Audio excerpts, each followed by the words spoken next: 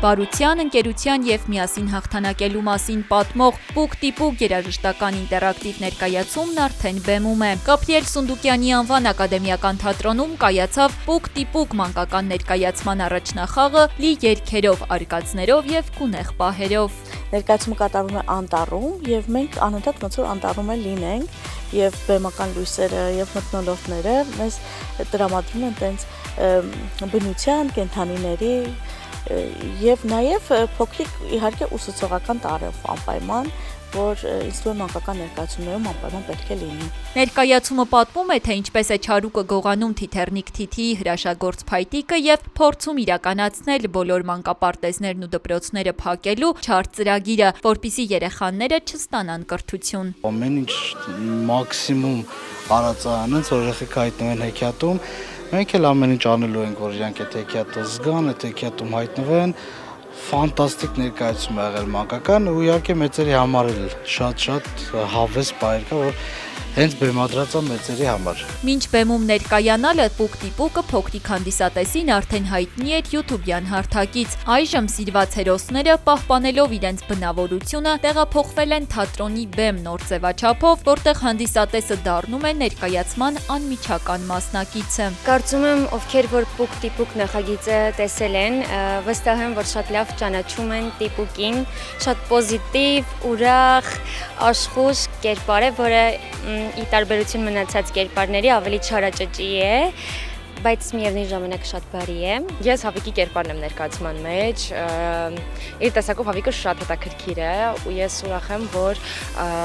Հավիկը իր գույներով կարողանում է ներկայացման մեջ ինչ-որ հետաքրքիր պահեր ավելացնել։ Կարծում եմ երեխաներին դուր կգա։ Ներկայացման ընթացքում երեխաներն ու մեծերը դառնում են արկածի մի մասը, օգնում հերոսներին հաղթահարել փորձությունները, կայացնում կարևոր որոշումներ եւ միասին պայքարում Չարուկի դեմ, պաշտպանելով Թիթեռնիկ Թիթիին։ Թիթին ունենալով հրաշագործ փայտիկ, ուղղակի հրաշքներ չի գործում, այլ օգնում է իր խորհուրդներով իր ընկերներին ու անտառի մյուս բնակիչներին, որպեսզի իրենք ինքնուրույն որոշեն բարի լինել, թե չար։ Ուսուցողական տարրերը ամենագլխավորը ընդհանուր ներկայացման գաղափարը ընկերությունն է։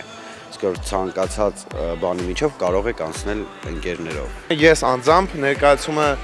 երեք երբ որ ամբողջովին խաղացինք, մենք էլ տեսանք ինչ ներկայացում է, ես կարոտեցի իմ ընկերներին, ում վաղուց չեմ տեսել, որովհետև ներկայացումը ընկերության միասին լինելու, միասին կարողանալու մասին է,